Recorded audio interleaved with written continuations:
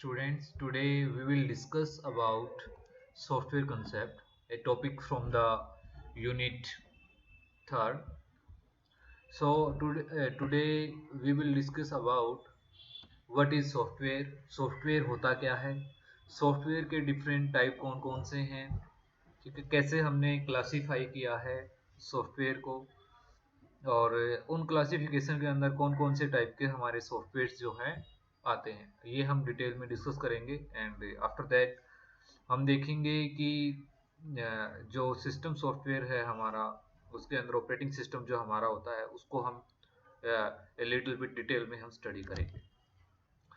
So basically software क्या है? Software is a collection of programs. आप स्क्रीन पे देख सकते हैं that many program functioning together to do a task make a software, कि बहुत सारे प्रोग्राम जब इकट्ठा किसी एक टास्क को परफॉर्म करने के लिए इकट्ठा किए जाते हैं तो वो मिलकर एक सॉफ्टवेयर बनाते हैं। So now the question arises कि प्रोग्राम क्या है? So program is basically a set of instruction that achieve a single outcome is called a program, और इसको हम प्रोसीजर भी हम बोलते हैं। ठीक है, तो इंस्ट्रक्शन क्या है? बेसिकली कंप्यूटर के अंदर कोई भी टास्क जब परफॉर्म होता है, कंप्यूटर उसको एज ए इंस्ट्रक्शन लेता है, तो जो भी एक छोटी छोटी इंस्ट्रक्शन का जो सेट है उसको हम प्रोग्राम या फिर प्रोसीजर बोलते हैं। और जब बहुत सारे प्रोग्राम्स को या प्रोसीजर्स को, ठीक है, एक पर्टिकुलर फंक्शन को परफॉर्म करने के लिए इकट्ठा कर दिया जाता है तो वो मिलके क्या करते हैं? सॉफ्टवेयर बनाते हैं। तो दो बड़े अच्छे एग्जाम्पल हैं सॉफ्टवेयर के। One is word processor. For example हम MS ऑफिस जो है सभी यूज़ करते हैं, तो उसके अंदर हम नए डॉक्यूमेंट क्रिएट कर सकते हैं, ऑलरेडी एग्जिस्टिंग डॉक्यूमेंट्स को एडिट कर सकते हैं और अपने डॉक्यूमेंट्स को सेव कर सकते हैं ताकि हम उनको फ्यूचर में एक्सेस कर सकें। इन द सेम वे जो हमारा वेब ब्राउजर है वो भी क्या है? एक सॉफ्टवेयर है। ठीक है, वेब ब्राउजर की हेल्प से हम वेबसाइट ओपन करते हैं, वेबसाइट पे जो डिफरेंट डिफरेंट पेजेस होते हैं उन पेजेस को हम एक्सेस करते हैं, पेजेस को देख सकते हैं। तो ये दो एग्जांपल हो गए हमारे web processor and web browser and word processor, जो हमारे दो एग्जांपल्स हो गए। अब हम बात करेंगे कि जो ये हमारे सॉफ्टवेयर हैं वो कितने टाइप के होते हैं, कैसे हम उनको, ठीक है, बाइफरकेट करते हैं। तो सॉफ्टवेयर जो है बेसिकली तीन कैटेगरीज में हमने डिवाइड करते हैं: system software, application software and utility software.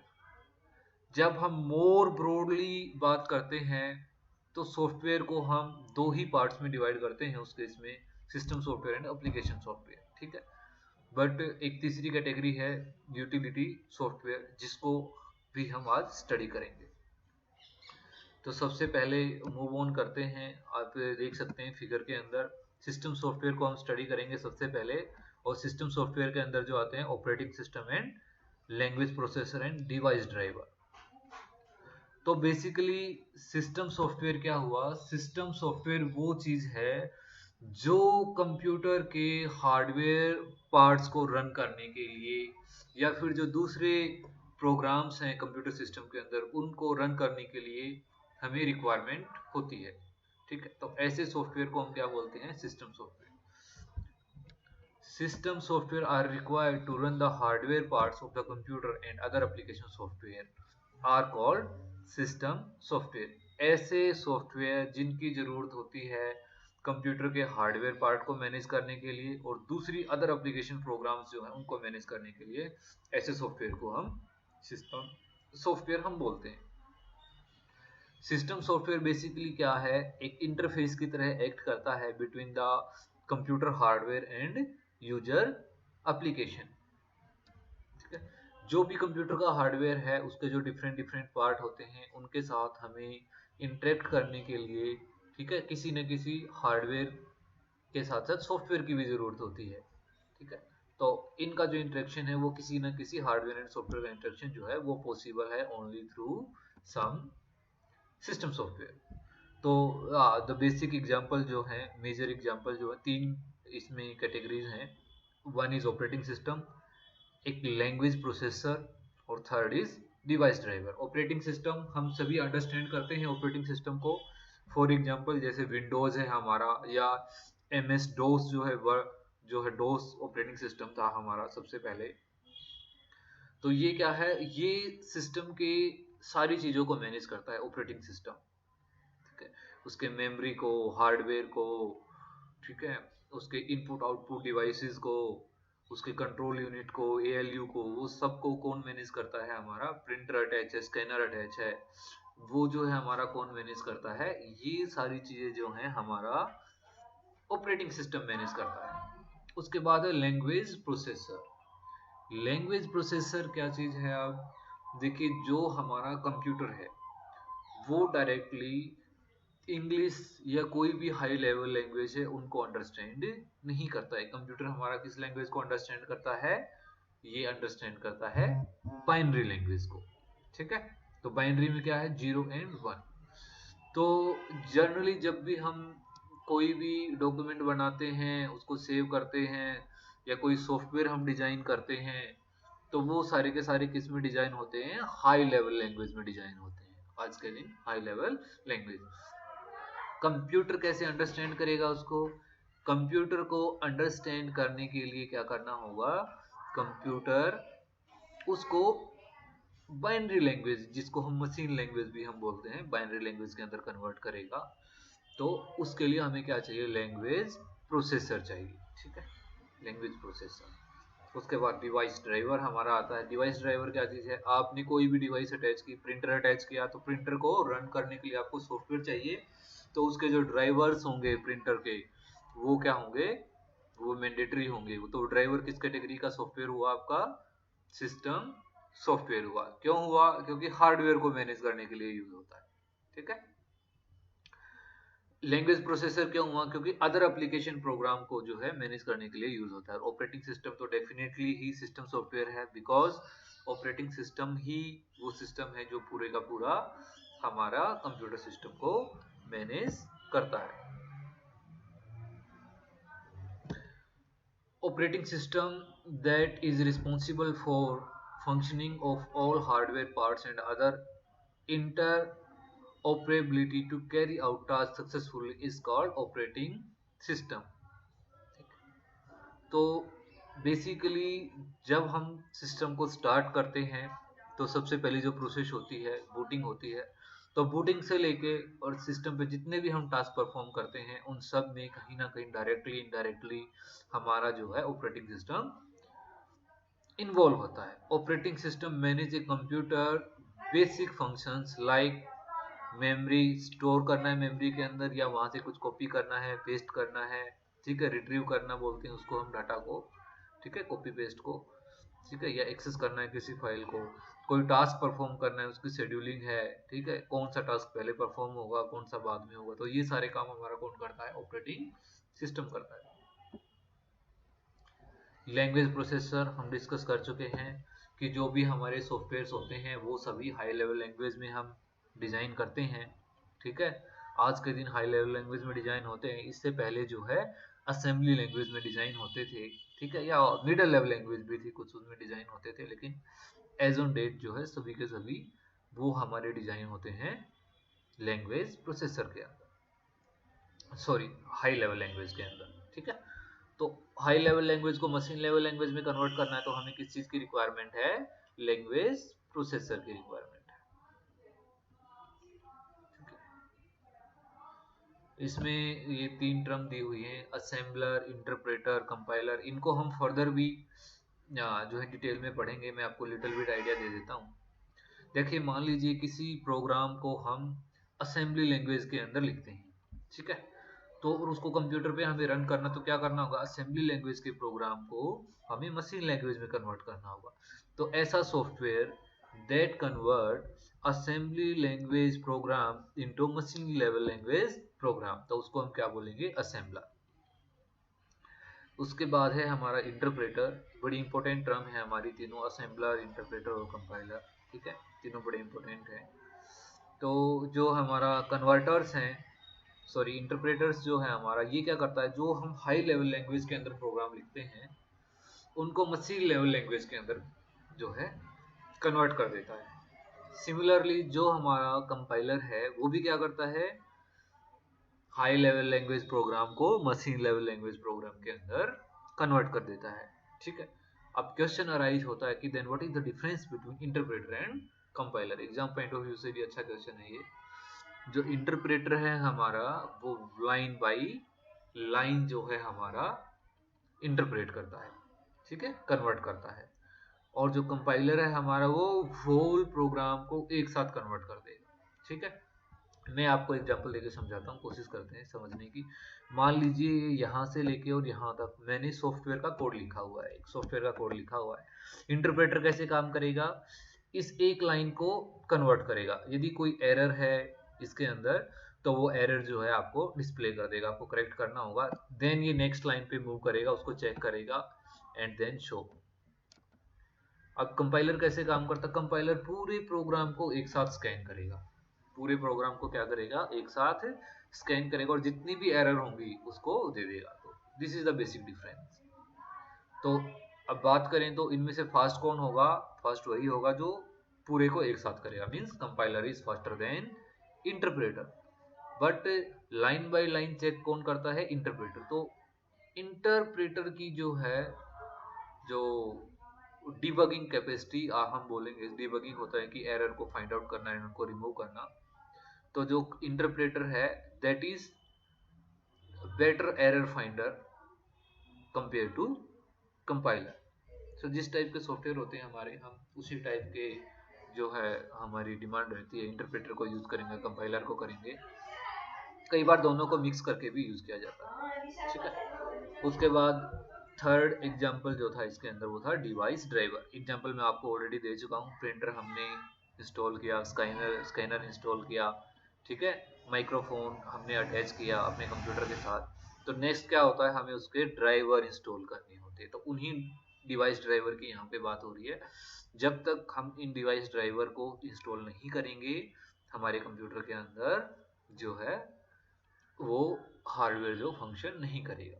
तो डिवाइस ड्राइवर भी तो तीन टाइप हो गए। एप्लीकेशन जो प्रोग्राम्स हैं, सॉरी सिस्टम सॉफ्टवेयर के अंदर तीन टाइप हो गए हमारे, operating system, language processor and device driver. Second type पे मूव करते हैं हम, एप्लीकेशन सॉफ्टवेयर। अब कुछ ऐसे सॉफ्टवेयर होते हैं जो एक पर्टिकुलर टास्क को परफॉर्म करते हैं, उनका उनका काम ही क्या है, एक पर्टिकुलर टास्क को परफॉर्म करना। तो ऐसे सॉफ्टवेयर को हम बोलते हैं application software. A application software that perform a single task and nothing else is called application software. Like bank का सॉफ्टवेयर, बैंक का सॉफ्टवेयर क्या होगा, अकाउंट एक्सेस करने के काम आएगा, आपका मनी ट्रांसफर के काम आएगा। तो फाइनेंशियल टास्क के लिए ही होता है, ऐसा तो नहीं है बैंक का सॉफ्टवेयर हम एजुकेशन पर्पज में यूज कर लें। ठीक है, तो एग्जाम्पल देखिए, वर्ड प्रोसेसर है हमारा, ठीक है, स्प्रेडशीट वर्ड प्रोसेसर में एग्जांपल क्या हो गया हमारे पास, एमएस ऑफिस। स्प्रेडशीट है, एक्सेल हो गया हमारा, प्रेजेंटेशन पावर पॉइंट हो गया। डाटाबेस मैनेजमेंट के लिए टूल होते हैं बहुत सारे, मल्टीमीडिया टूल्स हो गए, ठीक है, जैसे वीएलसी मीडिया प्लेयर है, MP3 प्लेयर है, MP4 प्लेयर है। उसके बाद थर्ड कैटेगरी हमारी आती है यूटिलिटी सॉफ्टवेयर। ठीक है, तो यूटिलिटी सॉफ्टवेयर ऐसे सॉफ्टवेयर होते हैं जो हमारे एप्लीकेशन सॉफ्टवेयर को असिस्ट करते हैं अपनी फंक्शनिंग को ठीक से करने के लिए। तो application software that assist system software in doing their work is called utility software. Antivirus है, जितने भी सॉफ्टवेयर इंस्टॉल हैं वो करप्ट नहीं होंगे यदि एंटीवायरस सिस्टम के अंदर। डिस्क मैनेजमेंट टूल है, मेमोरी मैनेजमेंट का काम करता है। फाइल मैनेजमेंट टूल है, जो डाटा है हमने मैनेज किया उसका काम करता है। कंप्रेशन टूल है, जिप या रार जो फाइल हम बनाते हैं साइज डिक्रीज करने के काम आता है, और इकट्ठा करके हम एक दूसरे के साथ हम शेयर कर सकते हैं। बैकअप टूल्स हैं, बैकअप टूल्स हम जैसे रखते हैं, बैकअप टूल्स के अंदर क्या होगा, किसी चीज़ का हम बैकअप ले लेते हैं, सिस्टम करप्ट हो जाता है तो वहां से हम क्या कर सकते हैं, उसको एक्सेस कर सकते हैं। ये एक ब्रॉडर लेवल पे दिखाया गया है कि हार्डवेयर है, देन उसके साथ क्या है, जो क्लोजली अटैच्ड है वो क्या है, सिस्टम सॉफ्टवेयर है, और देन उसके साथ अटैच जो है वो क्या है आपका एप्लीकेशन सॉफ्टवेयर। तो बेसिकली सिस्टम सॉफ्टवेयर क्या करता है, इंटरेक्शन है हार्डवेयर एंड एप्लीकेशन सॉफ्टवेयर के बीच में, इंटरफेस का हमारा जो है काम करता है। जैसा कि मैंने आपको बताया था कि ऑपरेटिंग सिस्टम एक हमारा मेन कंसर्न है, मेन टॉपिक है, जिसको हम डिटेल में डिस्कस करेंगे। तो अब ऑपरेटिंग सिस्टम को के लिए हम बात करेंगे। तो basically operating system is life line of computer. जिस तरह से सीपीयू को हम ब्रेन बोलते हैं, दिमाग हमारा काम करता है, इसी तरह से ऑपरेटिंग सिस्टम जो है हार्ट होता है कंप्यूटर का, ठीक है, लाइफ लाइन है, जो है सीपीयू के बिना कोई काम नहीं कर सकता, और इसी तरह से ऑपरेटिंग सिस्टम के बिना भी जो है हमारा कंप्यूटर जो है कोई भी काम नहीं कर सकता। तो basically operating system is lifeline of a computer. You can connect all the basic devices like CPU, monitor, keyboard, mouse, plug in the power supply and switch it on, thinking you have everything in place. But the computer will not start or come to life unless it has an operating system installed in it. कि जब तक operating system नहीं है, यदि आपके connection सभी सही हैं, आपने सीपीयू, मॉनिटर, कीबोर्ड, माउस सभी को इंस्टॉल किया हुआ है अच्छे से, पावर सप्लाई भी है, लेकिन यदि ऑपरेटिंग सिस्टम नहीं है तो ये चीजें आपकी फंक्शनल नहीं होंगी। बॉडी है, body is without soul, it is like a computer is without operating system. So a operating system has many tasks to perform. It keeps all hardware parts in a state of readiness to follow the instruction, coordinates between different devices, schedule multiple tasks as per priority, allocate resources to each task, enables computer to access network, enables user to access and use application softwares. It means to say that कि जैसे ही हम computer को start करते हैं, जैसे ही computer अपना booting start करता है, बूटिंग प्रोसेस हम बोलते हैं उसको, ठीक है, लास्ट क्लासेस में भी मैंने डिस्कस किया है बूटिंग को, कि जो सबसे पहला टास्क है जो रन होता है प्रोग्राम, ठीक है, वो बूट स्टार्ट जो है प्रोग्राम वो है हमारा रन होता है। तो बेसिकली हमारा जो है ऑपरेटिंग सिस्टम इस तरह से हमारा क्या है, लाइफ लाइन है। तो एलोकेट करता है रिसोर्सेज को, एरर्स आती हैं कुछ सॉफ्टवेयर यूज में तो उनको हमें नोटिफाई करता है, कोई हम इलीगल ऑपरेशन परफॉर्म करते हैं जो हमें परफॉर्म नहीं करना चाहिए, if an particular operation is not correct, तो उस केस में भी हमें क्या करता है, ये इंटीमेट करता है।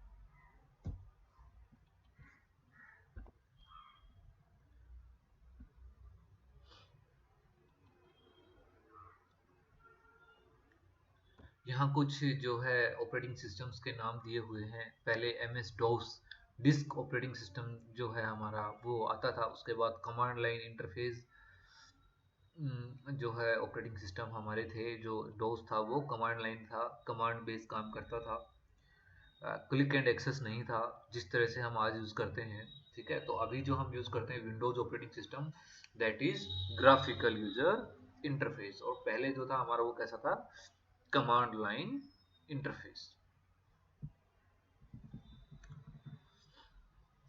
असेंबलर को थोड़ा सा डिटेल में हम देखेंगे, ठीक है।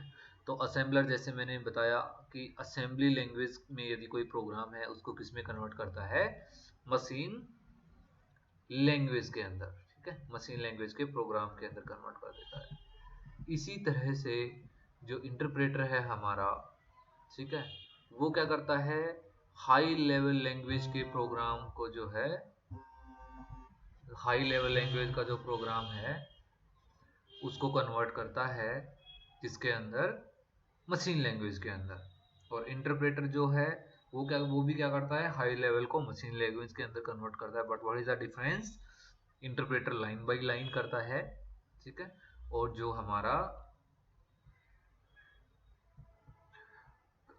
कंपाइलर है वो एक साथ करता है, ठीक है। आप रीड आउट कर सकते हैं। एडवांटेजेस एंड डिसएडवांटेजेस को भी मैंने यहाँ पे स्पेसिफाई किया है, ठीक है। कंपाइलर आप देखेंगे,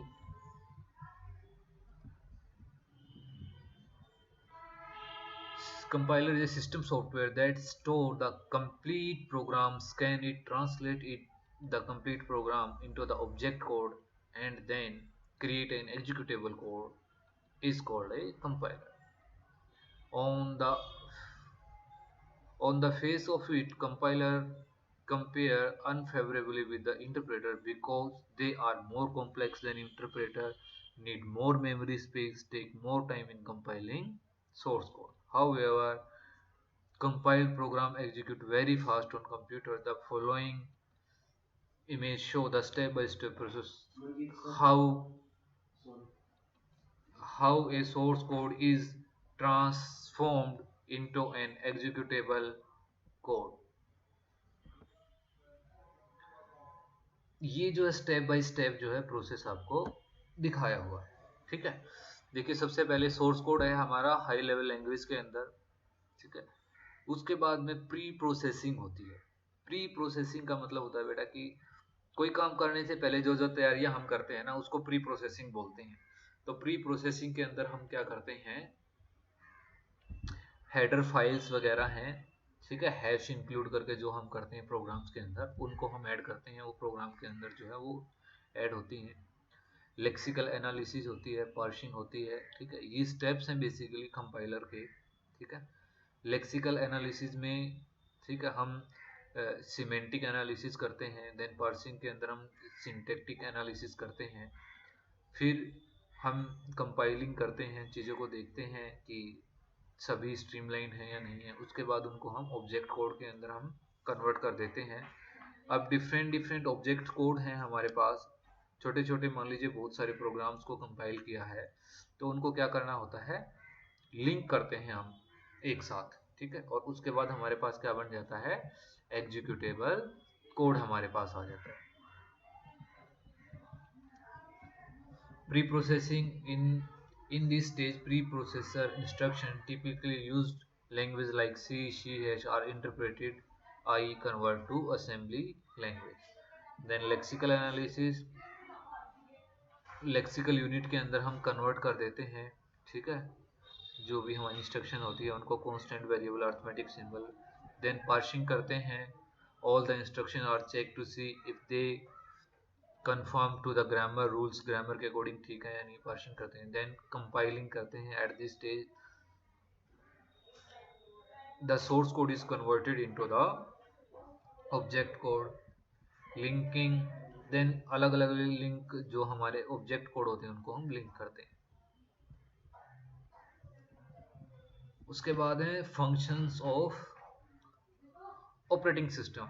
जैसा मैंने बताया कि ऑपरेटिंग सिस्टम क्या है, हमारी लाइफ लाइन है, जैसे बॉडी के अंदर सोल है उसी तरह से हार्डवेयर के लिए हमारा क्या है, ऑपरेटिंग सिस्टम है। तो क्या क्या फंक्शनैलिटी जो है वो प्रोवाइड करता है, एसेंशियल फंक्शन है ensure optimum and effective utilization of resources, and then monitoring जो है फंक्शंस हैं, monitor and collect information related to the system performance, service function and provide services to the user. If apart from these we have a lot of functions जो हम इसके अंदर जो हम perform करते हैं। सबसे पहला जो फंक्शन है वो है आपका प्रोसेस मैनेजमेंट। देखिए जो भी प्रोग्राम रन करता है कंप्यूटर के अंदर, ठीक है, हम उसको हम क्या बोलते हैं, प्रोसेस बोलते हैं। तो यदि एक से ज़्यादा प्रोसेस सिस्टम में रनिंग है तो उन सब को कैसे जो है मैनेज करना है, किसको पहले एग्जीक्यूट करना है, किसको बाद में करना है, कौन किसके बाद एग्जीक्यूट होगा या उनको पैरेलल में एग्जीक्यूट करना है। तो ये जो भी प्रोसेस शेड्यूलिंग का काम है या जॉब शेड्यूलिंग का काम है वो हमारा कौन करता है, ऑपरेटिंग सिस्टम करता है, ठीक है। ये शेड्यूलिंग के टाइप दिए हुए हैं, ठीक है। जॉब शेड्यूलिंग दो टाइप की होती है, प्रीएम्प्टिव, नॉन प्रीएम्प्टिव। प्रीएम्प्टिव का मतलब वो होता है ऐसी शेड्यूलिंग जिसको हम बीच में रोक सकते हैं और फिर रीस्टार्ट कर सकते हैं। यदि ऐसी शेड्यूलिंग है तो उसको हम क्या बोलते हैं, प्रीएम्प्टिव शेड्यूलिंग। दो टाइप के, round robin and response ratio. And then non preemptive में क्या है, बीच में नहीं, एक बार आपने स्टार्ट कर दिया तो आपको टास्क को कंप्लीट करना है। फर्स्ट कम फर्स्ट सर्व, सबसे पहले जो है उसको सबसे पहले परफॉर्म किया जाएगा। शॉर्टेस्ट जो फर्दर सबसे छोटा है उसको पहले परफॉर्म किया जाएगा। डेडलाइन, डेडलाइन दे दी गई है कि इस टाइम फ्रेम के अंदर कंप्लीट करना है, तो जिसकी डेडलाइन शॉर्ट होगी उसको कंप्लीट किया जाएगा। ठीक है, शेड्यूलिंग को ज़्यादा डिटेल में आपको स्टडी नहीं करना है, आपको जस्ट आइडिया होना चाहिए कि भाई प्रोसेस मैनेजमेंट का काम जो है करता है। ठीक है, शेड्यूलिंग पे आपको फोकस नहीं करना है। मेमोरी मैनेजमेंट जो है वो क्या है, अब कंप्यूटर के अंदर हमारी, जैसे मेमोरी के अंदर हमने पढ़ा था, ठीक है, कि प्राइमरी मेमोरी भी है, सेकेंडरी मेमोरी भी है, ठीक है, कैशे मेमोरी है, वर्चुअल मेमोरी है। तो इन सारी मेमोरीज को एलोकेशन, डी एलोकेशन, ठीक है, इनको इसका काम हमारा किसका है, ये भी हमारा किसका है, ऑपरेटिंग सिस्टम का। दो तरह का मेमोरी एलोकेशन है, कंटिन्यूस एंड नॉन कंटिन्यूस। ठीक है, सिर्फ आपको मेमोरी एलोकेशन पे ध्यान करना है, ठीक है, उसके टाइप पे नहीं। देन फाइल मैनेजमेंट, बहुत सारे टाइप की हमारी फाइलें बनती हैं, ऑडियो, वीडियो, डॉक फाइल है, डॉक्स फाइल है, आपकी पीपीटी की फाइल है। तो ये सारी की सारी हमारी कैसी क्या है, इनको जो है क्रिएट करने का, अपडेट करने का, शेयर करने का, ठीक है, रिकवरी का, ये सारे टास्क कौन करता है, हमारा कंप्यूटर करता है। उसके बाद डिवाइस मैनेजमेंट, जितने भी डिवाइसेस कनेक्टेड हैं आपके सिस्टम के साथ, वो कौन मैनेज करेगा, आपका जो है कंप्यूटर मैनेज करेगा, आपका ऑपरेटिंग सिस्टम मैनेज करेगा। उसके बाद आते हैं हम ऑपरेटिंग सिस्टम के टाइप। फंक्शनैलिटी के हिसाब से अलग अलग टाइप के ऑपरेटिंग सिस्टम्स जो हैं बनाए गए हैं। सबसे पहला जो है हमारा बैच ऑपरेटिंग सिस्टम। ठीक है, बैच ऑपरेटिंग सिस्टम का मतलब क्या हुआ, बैच है मतलब एक सिमिलर टाइप की जॉब्स हैं, सिमिलर टाइप्स की जॉब को ऐसा ऑपरेटिंग सिस्टम जो एक साथ प्रोसेस करता है, तो बैच ऑपरेटिंग सिस्टम हम बोलते हैं उसको। The user of batch operating system do not interact with the computer directly. Each user prepare his job on an offline device like punch card and submit it to the computer operator. ठीक है, और जो similar type की job है वो same card पे, punch card पे right up की जाती हैं और सिस्टम को सबमिट की जाती है परफॉर्म करने के लिए। टाइम शेयरिंग ऑपरेटिंग सिस्टम, इसमें क्या है कि जो ऑपरेटिंग सिस्टम है हमारा, वन बाय वन हम क्या करते हैं, एक से ज़्यादा जॉब हैं तो वो टाइम के साथ वो शेयर करता है। ठीक है, सीपीयू का जो भी टाइम है वो सीपीयू अपना टाइम जो है शेयर करता है जॉब्स के साथ। तो ऐसा ऑपरेटिंग सिस्टम को हम बोलते हैं time sharing operating system. Distributed operating system क्या है, डिस्ट्रीब्यूटेड ऑपरेटिंग सिस्टम वो है कि जो जियोग्राफिकली डिस्ट्रीब्यूटेड रखे हुए हैं, मतलब अलग अलग लोकेशन पे कंप्यूटर हैं, ऐसा ऑपरेटिंग सिस्टम जो उनको मैनेज करता है। ठीक है, तो उसको हम बोलते हैं distributed operating system. Network operating system, internet की फैसिलिटीज के लिए, ठीक है, तो जनरली नेटवर्क ऑपरेटिंग सिस्टम जो है सर्वर्स के अंदर हम यूज करते हैं। ठीक है, यहाँ पे इंटरनेट का ज़्यादा रोल है। रियल टाइम ऑपरेटिंग सिस्टम वो होते हैं जहाँ पे हमें ऑन द स्पॉट टास्क को परफॉर्म करने की ज़रूरत होती है।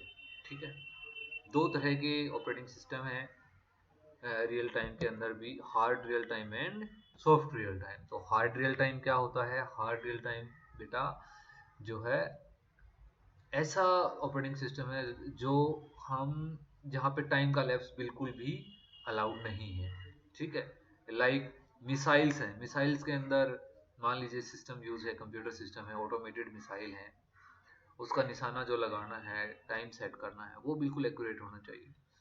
बैंक के अंदर ऑपरेटिंग सिस्टम है, ठीक है, बैंक की एटीएम मशीन के अंदर है, वो क्या होना चाहिए आपका, बिल्कुल सेम होना चाहिए। ठीक है, सॉफ्ट रियल टाइम में क्या होता है, थोड़ा बहुत लैप्स हो टाइम का, इट इज ओके, तो वहाँ पे चलता है। लाइक मल्टीमीडिया प्रोसेसिंग है, वर्चुअल, ठीक है, प्रोसेसिंग है, ऐसी चीज़ें जो हैं हमारी, उनके अंदर जो ऑपरेटिंग सिस्टम है वो सॉफ्ट रियल टाइम जो है ऑपरेटिंग सिस्टम हम यूज़ कर सकते हैं। तो बेसिकली आज के लेक्चर को हम समराइज करते हैं। स्टार्टिंग से। तो बेसिकली हमने दो चीज़ों को स्टडी किया है, सॉफ्टवेयर कंसेप्ट, देन सॉफ्टवेयर के 3 types, system software, application software and then operating system. ठीक है, sorry, system software, application software and utility software. उसके बाद ऑपरेटिंग सिस्टम को हमने डिटेल में स्टडी किया है, और ऑपरेटिंग सिस्टम के साथ साथ हमने असेंबलर, कंपाइलर एंड इंटरप्रेटर को भी स्टडी किया है। तो कंपाइलर इंटरप्रेटर जो है आपका एग्जाम पॉइंट ऑफ व्यू से भी काफ़ी जो है इम्पोर्टेंट टॉपिक है, तो उसको ध्यान से स्टडी कीजिए। और जो है एप्लीकेशंस ऑफ ऑपरेटिंग सिस्टम हमने स्टडी किया, and then type of operating system. So जो है वीडियो के जो है कमेंट्स के अंदर आप सजेशन दे सकते हैं, ठीक है, या कोई क्वेरी है आपकी, कोई क्वेश्चन है, इससे रिलेटेड कोई कंफ्यूजन है, तो आप पोस्ट कर सकते हैं। Thank you.